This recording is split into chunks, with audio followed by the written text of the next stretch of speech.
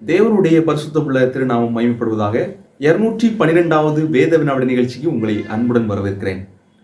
வற்றாத நீரூற்று ஊழியங்கள் மூலமாக நடைபெறும் ஒவ்வொரு வேத வினாவிடை போட்டியிலும் நீங்கள் உற்சாகமாய் பங்கு பெறுவதற்காக நான் உங்களை வாழ்த்துகிறேன். தேவன் தொடர்ந்து நம்மை ஆசீர்வதிப்பாராக.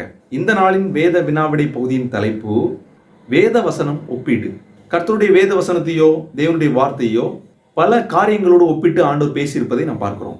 அவ்வகையிலே நாம் ஆண்டவர் வேத வசனங்களை எதோடு ஒப்பிட்டிருக்கிறார் என்பதை கண்டுபிடிக்க போகிறோம். சரிங்களா? ஒரு வார்த்தையை சொல்லுவேன், அந்த வார்த்தையை வைத்து வேத வசனம் எதோடு ஒப்பிடப்பட்டு பேசப்பட்டிருக்கிறது என்பதை நீங்கள் கண்டுபிடிக்க வேண்டும். ஓகே, நிகழ்ச்சிக்குள்ள போலாமா? இந்த நாளின் தலைப்பை சொல்லிவிட்டேன், அதை சார்ந்து நீங்கள் இப்பொழுது யோசிக்க ஆரம்பிங்கள். சரிங்களா? முதலாவது கேள்வி, குழந்தை. இந்த குழந்தை சம்பந்தமான வார்த்தைகளை யோசித்து வேத வசனம் எதற்கு ஒப்பிடப்பட்டிருக்கிறது அப்படிங்கிறத நீங்கள் கண்டுபிடிக்கணும். வேத வசனம் எதற்கு ஒப்பிடப்பட்டிருக்கிறது? மிகவும் எளிதான கேள்வி. வேத வசனம் எதற்கு ஒப்பிடப்பட்டிருக்கிறது? க்ளூ குழந்தை. அப்படி யோசிக்க பார்க்கலாம். வேத வசனம் எதோடு ஒப்பிடப்பட்டு பேசப்படுகிறது? சரி, குழந்தைகள் விரும்பி உண்ணும் ஆகாரம் பால். சரிங்களா? வேதத்தில் வாசிக்கிறோம், களங்கமில்லாத ஞானப்பால் அப்படின்னு சொல்லி வேதவசனம் சொல்லப்பட்டிருக்கிறத பார்க்குறோம். களங்கமில்லாத ஞானப்பால். இது எங்கே படிக்கலாம் அப்படின்னு சொன்னால் 1 பேதுரு 2ஆம் அதிகாரம் 3வது வசனத்தில் களங்கமில்லாத ஞானப்பாலின் மேல் வாஞ்சியிருங்கள் அப்படின்னு சொல்லி சொல்லப்பட்டுள்ளதை பார்க்குறோம். ஓகே, சரிங்களா? இந்த நாளில் 2வது கேள்விக்கு செல்வோம். வேதவசனம் எதற்கு ஒப்பீடு செய்யப்பட்டுள்ளது? வேதவசனம் ஒப்பீடு. மத்தேயு 5ஆம் அதிகாரத்தில் உள்ள ஒரு வார்த்தையை நீங்கள் சம்பந்தப்படுத்தலாம். மத்தேயு 5ஆம் அதிகாரம் வேதவசனம் எதோடு ஒப்பிடப்படுகிறது? விடை என்பது மத்தேயு 5ஆம் அதிகாரத்தில் இல்லை, ஆனால் மத்தேயு 5ஆம் அதிகாரத்தில் சொல்லப்பட்டுள்ள ஒரு கான்செப்ட். சரிங்களா? அது வேதவசன ஒப்பீடுக்கு சம்பந்தப்படுவதை பார்க்கணும். கண்டுபிடிங்க பார்க்கலாம். வேதவசனம் எதற்கு ஒப்பீடு செய்யப்பட்டுள்ளது? மத்தேயு 5ஆம் அதிகாரம். அந்த வசனத்தை மையப்படுத்தணும். ஆன்சர் சொல்றது முக்கியமல்ல, அந்த வசனத்தை தேடி உடனே கண்டுபிடிக்கணும். வேத வசனம் எதற்கு ஒப்பீடு செய்யப்பட்டுள்ளது? ஓகே, சங்கீதம் 119 105. உங்களுடைய வசனம் என் கால்கள் தீபமும் என் பாதைக்கு வெளிச்சமாக இருக்கிறது. படிக்கிறோம் இல்லையா? மத்தேயு 5ஆம் அதிகாரத்தில் நீங்கள் உலகத்துக்கு வெளிச்சமாக இருக்கிறது என்று வாசிக்கிறோம். என் பாதைக்கு வெளிச்சமாக இருக்கிறது என்று வேதம் சொல்கிறது. ஓகே, விடை என்பது வெளிச்சம். வெளிச்சத்துக்கு ஆண்டவருடைய வசனம் ஒப்பீடு செய்யப்பட்டுள்ளது. ஓகே, 3வது கேள்வி, வேத வசனம் ஒப்பீடு. கடினமான வேலைக்கு பயன்படுத்தப்படும் ஒன்று. கடினமான வேலைக்கு பயன்படுத்தப்படும் ஒன்று. அதை வேத வசனத்தோடு ஆண்டவர் ஒப்பீடு செய்யப்படுவதை பார்க்கிறோம். கடினமான வேலைக்கு பயன்படுத்தப்படும் ஒரு ஆயுதம் என்று வைத்துக் கொள்வோமே, அதை வேத வசனத்தோடு வேதாகமத்திலே ஆண்டவர் ஒப்பிடுவதை பார்க்கிறோம். சரிங்களா? கண்டுபிடிங்க. இது பழைய ஏற்பாட்டில் தான் இருக்குது.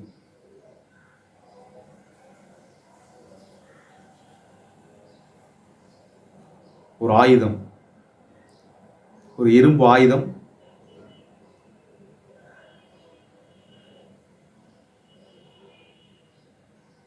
இந்த வசனத்தை படிச்சிருக்கீங்களா? வேத வசனம் ஒப்பீடு, ஒரு இரும்பு ஆயுதம் இது. ஓகே, விடை என்பது எரேமியா 23:29 இருக்குது. கண்மலையை நொறுக்கும் சம்மட்டி. சம்மட்டியை போல ஆண்டவருடைய வேதவசனம் இருக்கிறது என்று சொல்லி ஆண்டவர் சொல்கிறத பார்க்குறோம். 4வது கேள்வி செல்வோம். மத்தேயு 4ஆம் அதிகாரம். மத்தேயு 4ஆம் அதிகாரத்தில் என்ன சொல்லப்பட்டுள்ளது? அதுக்குள்ள நீங்க பார்க்கலாம் ஆண்டவருடைய வசனம் எதுக்கு சம்பந்தப்படுத்தப்படுகிறது, எதை ஒப்பீடு செய்கிறார் ஆண்டவர்? மத்தேயு 4ஆம் அதிகாரம். பாப்போம் யார் கண்டுபிடிக்கிறாங்க. மத்தேயு 4ஆம் அதிகாரத்தில் ஆண்டவருடைய வசனம் எதற்கு ஒப்பீடு செய்யப்பட்டுள்ளது?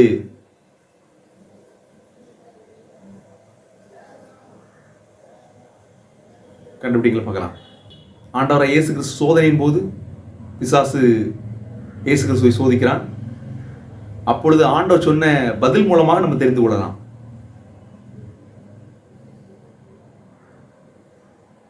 ஆண்டவர் இயேசு கிறிஸ்துவை பசியா இருக்கிற அல்லவா, கல்லை அப்பமாக்கி சாப்பிடுன்னு சொல்லி சொல்றான். அதுக்கு ஆண்டவர் சொன்ன வார்த்தை, மனுஷன் அப்பத்தினால் மாத்திரமல்ல தேவனுடைய வாயிலிருந்து புறப்படுகிற ஒவ்வொரு வார்த்தையினால் பிழைப்பான். சரிங்களா? அப்போ வசனம் என்பது அப்பத்துக்கு ஒப்பீடாக பேசப்பட்டுள்ளதை பார்க்கிறோம். அப்பம். சரிங்களா? விடை என்பது அப்பம். ஓகே, இந்த நாளின் 5வது கேள்விக்கு நாம் செல்வோம். 5வது கேள்வி, காலை காலை நேரத்தை நீங்க கணக்கில் கொள்ளும் பொழுது உங்கள் மனதில் தோன்றுகிற விஷயம் என்ன? காலை என்று சொல்வதை விடவும் அதிகாலை என்று சொல்லலாம். அதிகாலை என்று சொன்னால் இயற்கையை சிந்தியுங்கள். ஆண்டவருடைய வசனம் அவ்விதமாக இருக்கிறது.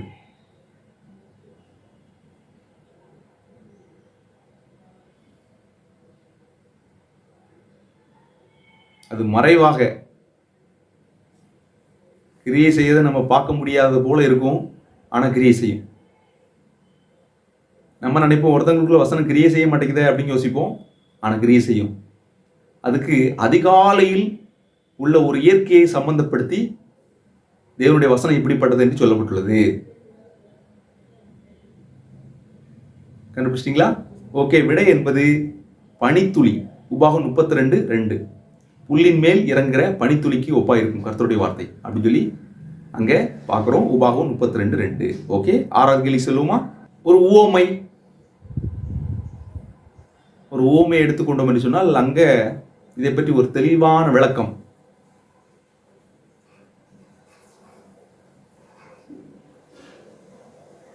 ஒரு பெரிய உவமை இது. அதில் தேவனுடைய வசனம் எப்படிப்பட்டதாக இருக்கிறது என்பதை அழகாக குறிப்பிடப்பட்டுள்ளதை நம்ம பார்க்குறோம்.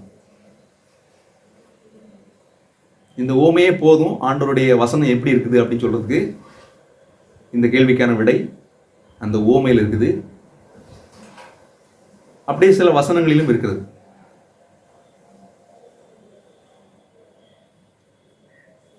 வேதவசனம் எதற்கு ஒப்பீடு செய்யப்பட்டுள்ளது?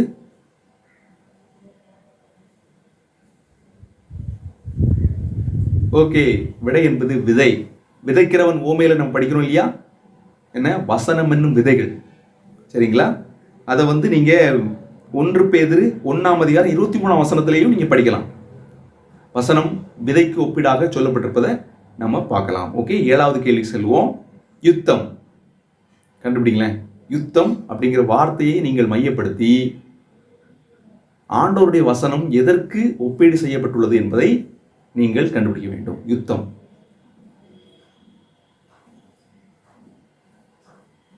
யுத்தம் என்றால் உங்களுக்கு ஞாபகத்துக்கு வருவது என்ன?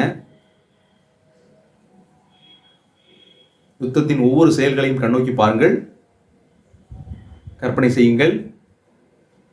அந்த யுத்தத்தில் பயன்படுத்தப்படுகிற ஒரு பொருள், ஒரு ஆயுதம், அது வேத வசனத்துக்கு ஒப்பீடாக பேசப்படுவதை நம்ம பார்க்கிறோம். இதுவும் எளிதான கேள்விதான்.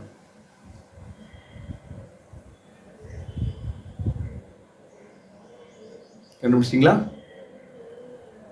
ஓகே, விடை என்பது பட்டயம். எபேசியர் 6:17 வசனம். வேத வசனம் என்னும் பட்டயத்தை நம்ம கையில் வச்சிருக்கணும், அப்படித்தானே அப்படின்னு பார்க்குறோம். அந்த சர்வாயுத வர்க்கங்களை பற்றி படிக்கும் பொழுது வேத வசனம் என்னும் பட்டயத்தை பற்றி பேசப்பட்டதை பார்க்குறோம். ஓகே, 8வது கேள்வி செல்வோமா? சுவை.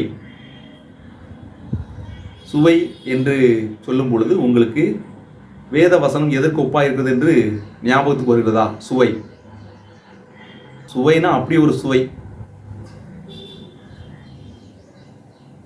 இதை போல சுவை எதுவும் கிடையாது. அதுதான் தேவனுடைய மகத்துவம். சுவை கண்டுபிடிங்க பார்க்கலாம். ருசி. இது ஒரு வகை உணவு அப்படின்னு சொல்லலாம். உணவுன்னு சொல்வதை விடவும் ஆண்டவர் கொடுக்கிற ஒரு இயற்கையான ஒரு ருசியான ஒரு பொருள். வேதாகமத்தில் பல இடங்களில் இதை பற்றி பேசப்பட்டுள்ளது. விடை என்பது தேன்.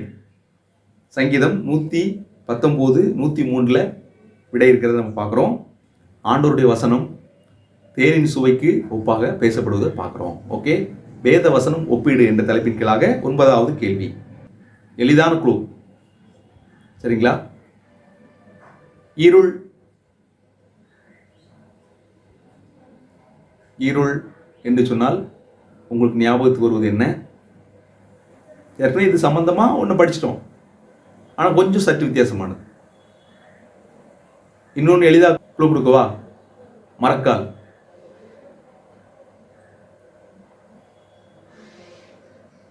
கண்டுபிடிச்சிங்களா? ஓகே, விடை என்பது விளக்கு.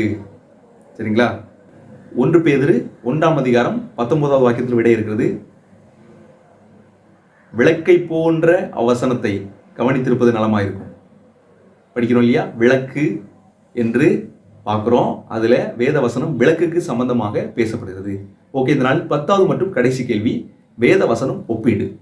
ஒரு உலோகம், ஒரு உலோகத்துக்கு வேத வசனம் ஒப்பிடப்படுகிறது. அதோடு சேர்ந்து ஒரு வார்த்தையும் சேர்க்கப்பட்டிருக்கிறது. சரிங்களா? ஒரு உலோகம்